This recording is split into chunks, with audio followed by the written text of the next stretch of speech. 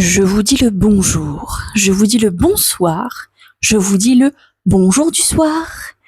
Ce serait bien que je fasse un petit générique après cette introduction. Je sais pas ce que vous en pensez, mais à noter. J'espère que vous allez bien.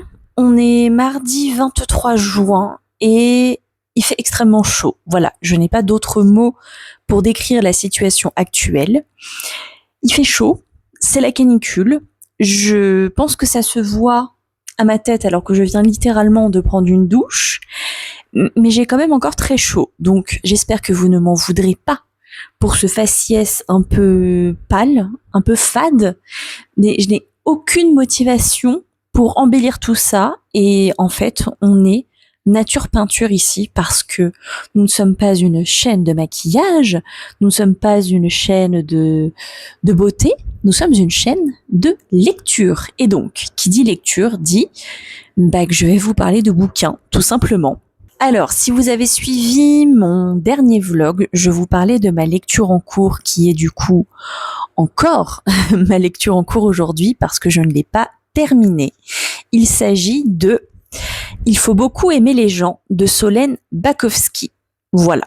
Donc, c'est un livre que j'ai commandé sur Vinted, que j'ai pris dans un lot parce que la vendeuse vendait plein de livres qui m'intéressaient et j'avais très envie de découvrir cette autrice. Je crois l'avoir vue passer sur Bookstagram à un certain temps.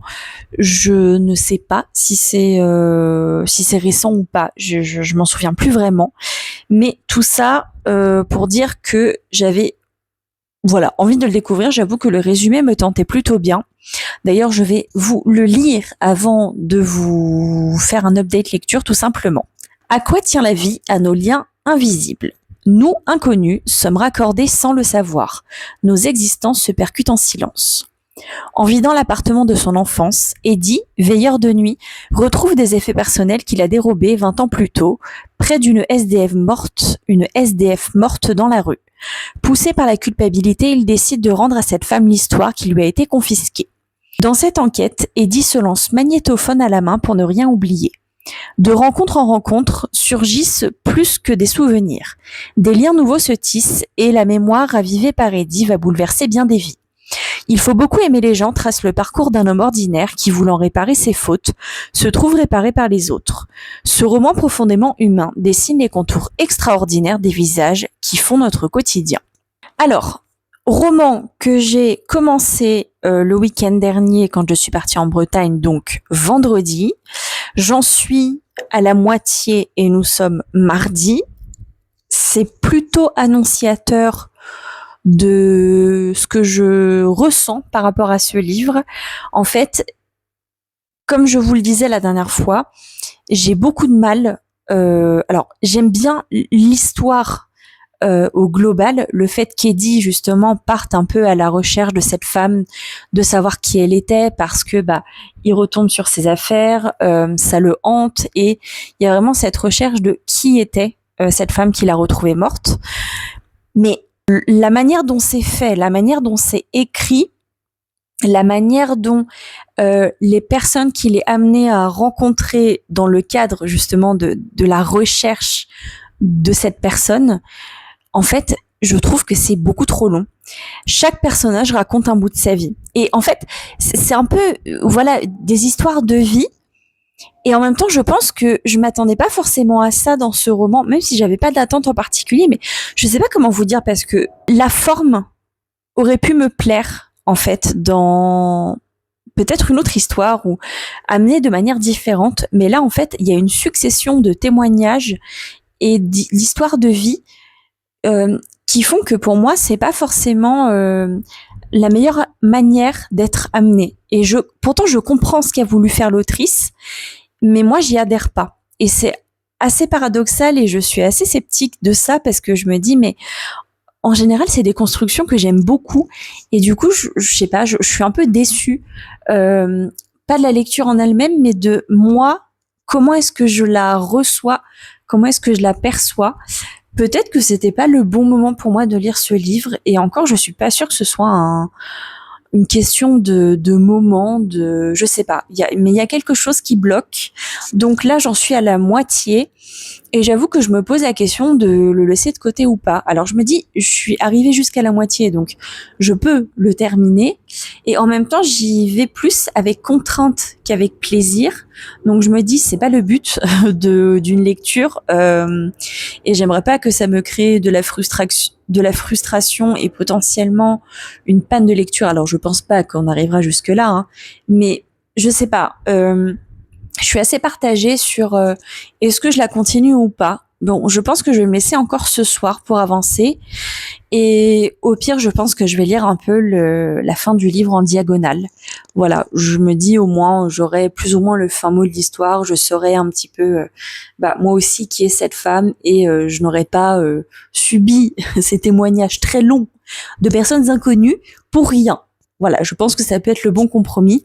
C'est pas des choses que j'aime faire, lire des livres en diagonale. Je trouve que c'est pas satisfaisant.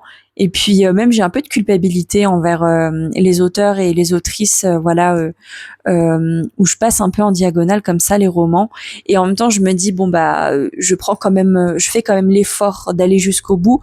Donc je pense que voilà, c'est probablement le bon compromis.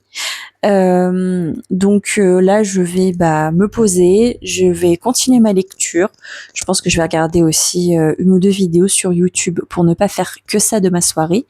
Mais voilà, je vous tiens de toute façon au courant de l'avancée, de si je continue ou si je l'arrête. Je pense quand même que je vais le continuer. Et puis voilà, je pense que je vous reprends demain ou après-demain pour vous faire un petit update. En tout cas, j'espère que vous allez bien, que votre semaine se passe bien malgré la chaleur. Quand vous verrez cette vidéo, normalement, les températures auront un peu descendu. Donc voilà, j'espère que le plus dur est passé et qu'on n'aura pas un nouvel épisode caniculaire parce que franchement, c'est compliqué à vivre au quotidien, faut pas se mentir. Surtout quand on n'a pas de clim. Voilà. Et bien écoutez, je suis très contente de vous retrouver dans ce nouveau vlog et je vous dis à très vite pour la suite de mes aventures. Ça y est, je l'ai terminé. Et autant vous dire que je suis contente d'avoir poursuivi ma lecture parce que la deuxième partie était tellement meilleure que la première. Je sais pas trop quoi vous dire exactement sans vous spoiler parce que il y a des éléments quand même dans la deuxième partie qui font que le roman prend un tournant un peu différent et en fait on a le point de vue d'un nouveau personnage du coup qui a connu la dame qui est décédée et j'ai trouvé cette partie géniale. Voilà, donc mon avis est un peu mitigé dans le sens où la deuxième partie, la première partie, je l'ai trouvée plutôt longue avec des éléments qui prenaient beaucoup de place et qui pour moi n'étaient pas forcément nécessaires. Et en même temps, je comprends ce qu'a voulu faire l'autrice, c'est ce que je vous disais du coup dans le précédent rush. Et en fait là, en lisant cette deuxième partie, je comprends en fait les notes sur ce roman qui est extrêmement bien noté. Je crois qu'il a noté 4,3, un truc comme ça sur 5. Donc vraiment, il est vraiment génial et ouais, je suis contente de l'avoir poursuivi parce que du coup cette deuxième partie, je l'ai adorée et adorée, oui, c'est un peu compliqué de dire ça parce qu'il y a beaucoup d'événements qui sont difficiles, des passages qui sont très durs à lire. Et pourtant, je l'ai vraiment, vraiment, vraiment beaucoup aimé. Donc, première partie, bof, j'ai eu un peu de mal à accrocher, mais vraiment deuxième partie, je l'ai trouvé trop, trop bien. Donc, si jamais vous l'avez déjà lu, n'hésitez pas à me dire si vous aussi vous avez eu un peu cette dualité dans ce roman. Et si jamais vous ne l'avez pas lu mais que vous l'avez dans votre pile à lire, n'hésitez pas à le sortir et à le lire parce que voilà, il est vraiment vraiment très chouette. Il traite de thématiques qui sont assez compliquées quand même. Il y a tout ce qui arrive au personnage, surtout à cette femme qui est morte. On voit un petit peu ce qu'elle a vécu, ainsi qu'une autre jeune femme, mais ça je vous en dis pas plus. Et en fait, vraiment leurs histoires de vie sont hyper poignantes. Et ouais, j'ai trouvé ça vraiment, j'ai trouvé que c'était super bien écrit. Donc voilà, vraiment, je vous le recommande si jamais vous aimez les histoires de vie, les romans qui sont poignants, le côté un peu aussi enquête. On essaie de savoir qui est cette personne qu'on a retrouvée décédée. Enfin du moins Eddie, voilà, c'est vraiment Eddie le cheminement de tout le roman. Et donc voilà, donc je vous le conseille à 100%. Du coup, qui dit lecture terminée dit nouvelle lecture, et j'ai commencé hier Prendre la vie comme elle vient de Karen Pont, voilà, que j'avais acheté en même temps que Il faut beaucoup aimer les gens, donc le roman que je viens de vous montrer. Je l'avais acheté à la même personne sur Vinted, voilà. Celui-là, depuis qu'il est sorti, il me tente énormément. J'avais trop envie de le lire, et du coup, je le lis en lecture commune avec Marine, donc sur Instagram. Je vais vous lire le résumé, comme ça vous donne un peu un aperçu de quoi parle le roman. Qu'est-ce que je faisais exactement à cet instant-là? J'aurais beau me concentrer de toutes mes forces, fermer les yeux pour mieux visualiser, jamais je ne parviendrais à me souvenir. Est-ce que j'avais un livre dans la main? Étais-je en train de sourire en pensant à la Toscane?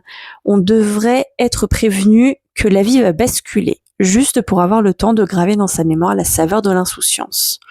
Le jour où son mari Émeric est victime d'un grave accident de voiture, Alice voit sa vie s'écrouler. Face à l'incertitude du destin, elle va devoir s'adapter aux épreuves qui croiseront sa route et se réinventer pour que l'espoir triomphe. Alors, je l'ai commencé hier, j'en suis à la page 30, autant vous dire que j'en suis vraiment au début, mais j'aime déjà beaucoup en fait. Vraiment l'écriture de Karen Pont, avec moi ça marche à 100%. Je l'ai découverte avec ses comédies de Noël, et depuis, en fait, je l'adore. Et même en fait, ces romans contemporains qui sont pas sur des thématiques de Noël, j'adore en fait son écriture. Je trouve elle traite des sujets toujours très touchants et importants, et en même temps, il y a toujours cette pointe d'humour qui fait que ces romans sont juste hyper agréable à lire. Alors je vais pas dire léger parce que les thématiques peuvent être quand même assez lourdes. Là typiquement j'en suis vraiment au moment où Alice apprend que son mari, donc Émeric, a eu un accident de voiture, et donc là elle se rend à l'hôpital. Donc c'est vraiment ça arrive dès les premières pages, et il est quand même relativement court, il fait 250 pages, donc je pense que je vais le lire assez vite ce week-end. Mais voilà, j'avais trop envie de le sortir. En plus, je trouve que la couverture est assez estivale, même si la thématique est quand même assez difficile. Mais je me dis que potentiellement, on va avoir un peu d'humour, on va avoir aussi un peu de renouveau de la part d'Alice. On va voir comment elle va essayer, je pense, de gérer en fait ce qui est arrivé à son mari, et du coup voir comment ça se passe pour elle. Voilà, donc j'ai trop hâte. En tout cas, je trouve la couverture trop jolie et vraiment estivale. Donc, je suis super contente de l'avoir acheté et de l'avoir enfin dans ma palle, et surtout de l'avoir commencé. Voilà. Je vous en dirai plus, je pense, au fur et à mesure du week-end. Je vous reprendrai demain et dimanche pour vous faire un petit update. Je vais aller me doucher et me laver les cheveux parce que je suis en train de fondre. Il fait toujours extrêmement chaud et là, je n'en peux plus. Donc c'est le programme de cette fin de journée, et puis continuer ma lecture avant le match de ce soir. Voilà. J'espère que vous allez bien toujours en regardant ce vlog, que vous n'avez pas trop chaud et que tout se passe bien. Voilà. De toute façon, je vous reprends très vite pour vous dire la suite de mon avis pour ce roman de Karen Pont.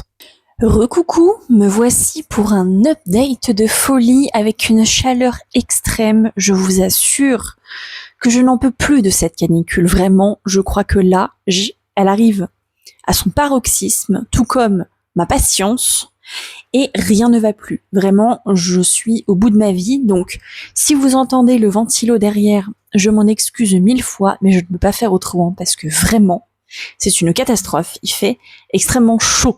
Je reviens pour vous faire un petit update lecture de Prendre la vie comme elle vient de Karen Pont. Donc, ce roman-là, j'ai plutôt bien avancé dedans. Alors, j'en suis pas encore à la moitié, mais presque. J'en suis à la page 106 sur 260. Je m'approche à grands pas de la moitié de ce livre et je l'aime toujours autant.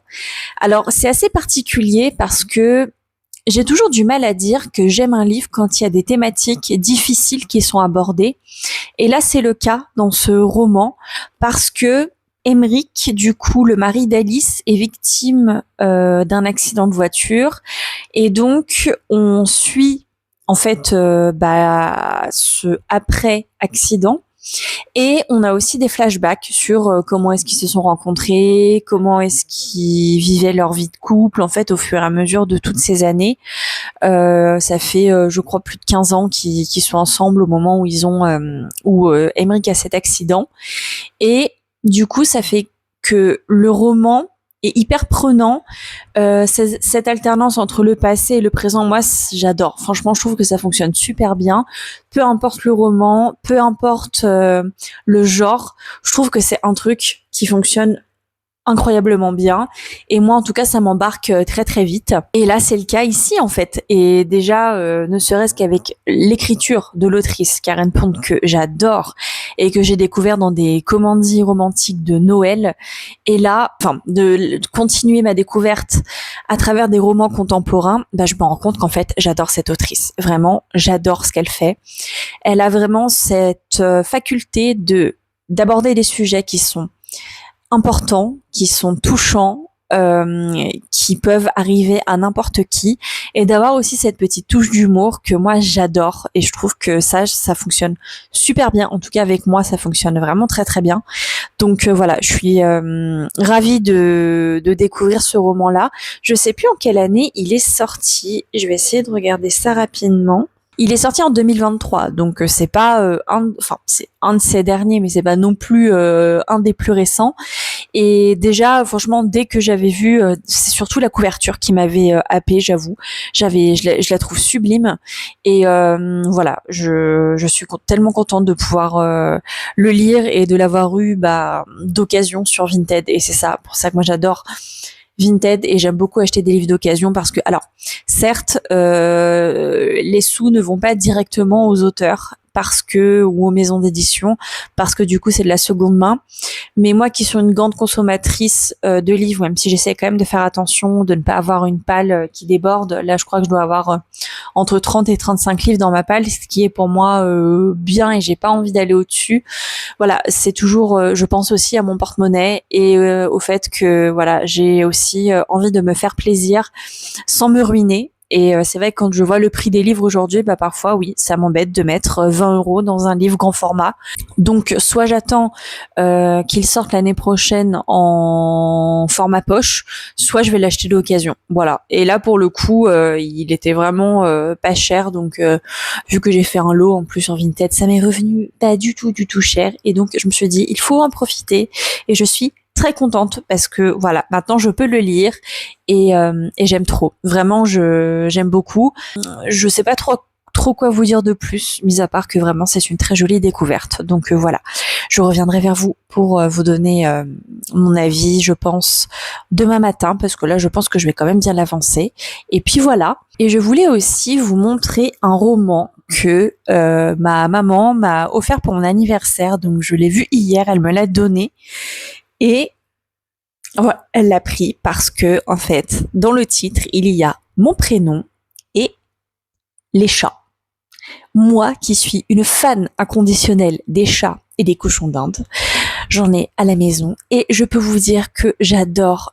Dès que je vois un livre avec un chat sur la couverture, ou le fait qu'il y ait un chat qui est mentionné dans le titre, franchement, moi je fonce. J'adore, vraiment, j'adore. Et là, pour le coup, c'est une autrice que je connais pas du tout.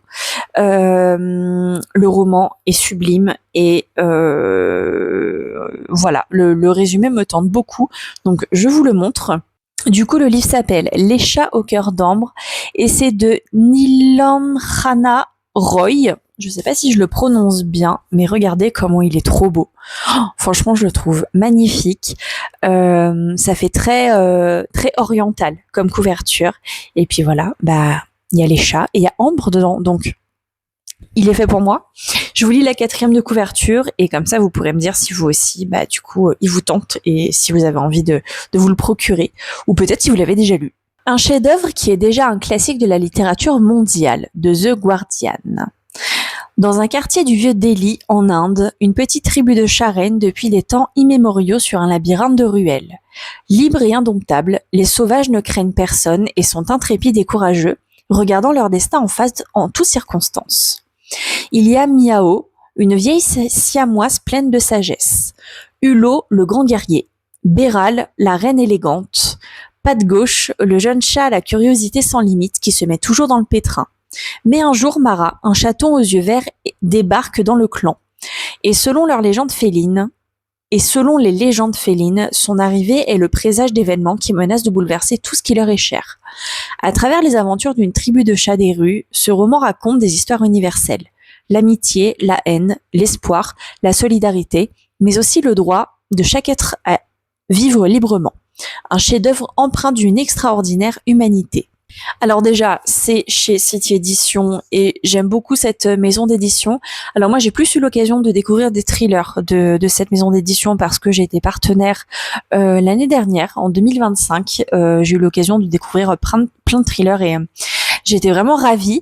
Et là, en fait, ça me fait penser un petit peu aux Aristochats parce que là, pour le coup, de ce que je comprends, on va vraiment suivre les chats et ça va être eux les protagonistes de l'histoire. Donc franchement, j'ai trop hâte. Alors par contre, il est quand même, il fait 370 pages. Alors ça va, c'est quand même écrit assez gros, mais il est quand même, il est pas tout fin. Voilà. Mais franchement, trop hâte de le découvrir. Je pense que ça va être une de mes lectures de cet été et notamment pendant mes vacances au mois de juillet parce que voilà, vu qu'il est assez gros, je me dis je vais pouvoir prendre le temps de le lire et puis ça me permettra aussi d'en lire d'autres au mois de juillet. Autant en profiter vu que je serai en vacances, j'aurai beaucoup plus de temps pour lire.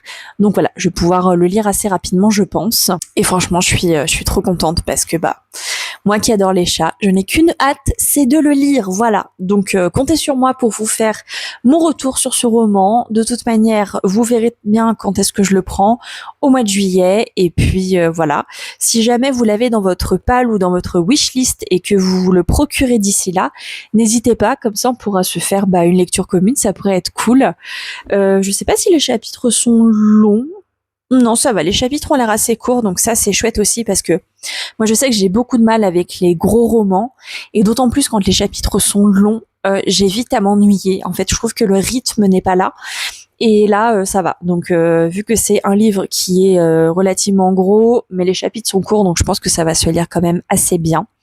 Et j'ai trop hâte. Donc, voilà, n'hésitez pas à me dire si vous l'avez déjà lu, si vous tente, et si vous allez vous le procurer, et si vous souhaitez qu'on se fasse une lecture commune, tout simplement. Voilà pour aujourd'hui. Je pense que je vais faire un petit peu le tour de ce que je devais vous dire, ce que j'avais envie de vous dire plutôt. Et je vous retrouve demain pour, j'espère, revenir sur ce roman et vous dire que je l'ai bien avancé et peut-être même que je l'ai terminé. Pourquoi pas? Comme ça me permettra aussi de conclure cette semaine de vlog.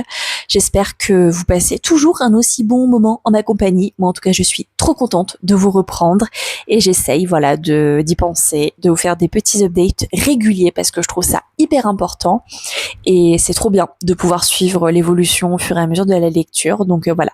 J'espère que ça vous plaît et je vous dis à très vite dans la suite de ce vlog. Les amis, nous sommes mardi 30 juin, il est 17h30 et il est temps pour moi de venir conclure ce vlog un peu à la ramasse, un peu en vrac, je l'avoue.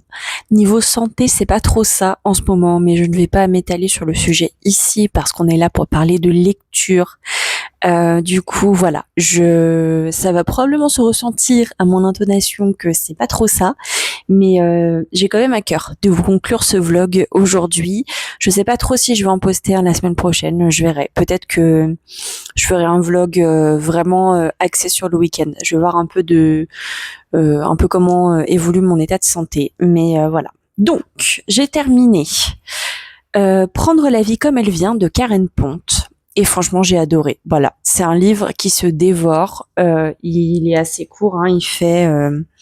Il fait 250 pages et je l'ai lu en 48 heures, je pense, ce qui est quand même beaucoup pour moi. J'ai pas l'habitude de lire autant en si peu de temps. Voilà, je l'ai vraiment adoré.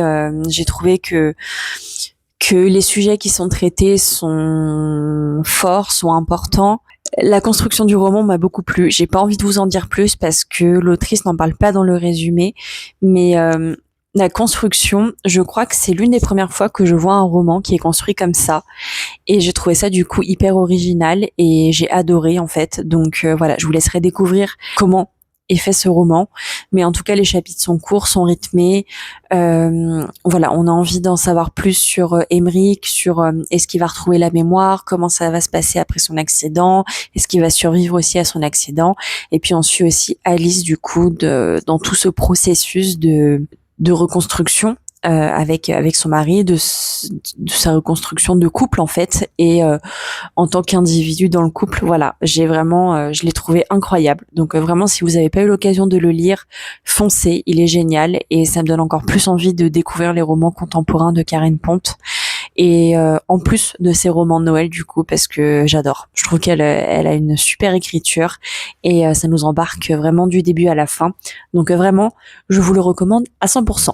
Qui dit lecture terminée dit nouvelle lecture, et donc j'ai commencé un thriller dans un tout autre genre, un service presse. Du coup, je vous l'ai présenté soit dans cette vidéo, soit dans la précédente, je sais plus, mais c'est Les Falaises de sang d'Édouard Bernadac.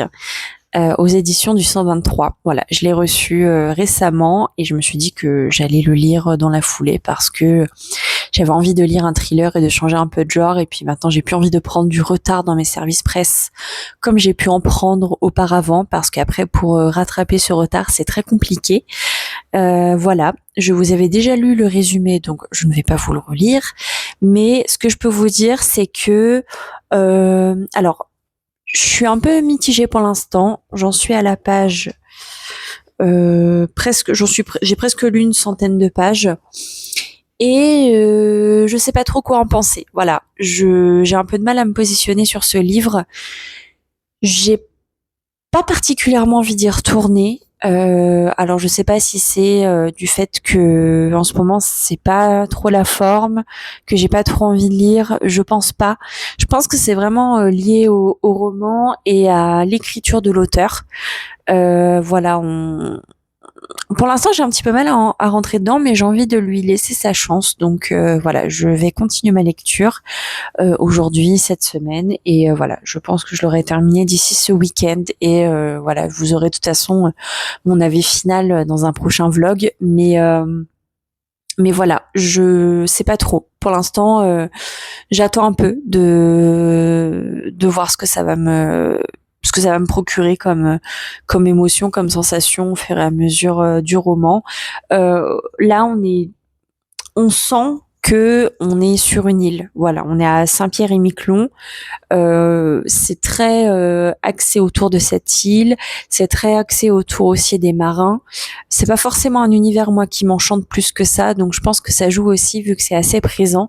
Je pense que ça joue dans l'appréciation de ma lecture, mais je ne baisse pas les bras, je continue, et de toute manière voilà, je vous en dirai plus dans un prochain vlog tout simplement. J'espère que vous avez passé un bon moment en ma compagnie, que vous avez été ravis de faire ce petit bout de chemin avec moi au niveau de mes lectures. J'espère que les vôtres se passent bien, que vous avez passé une belle semaine, que vous passez un bon week-end. Je vous dis à très vite dans un prochain vlog, et prenez soin de vous.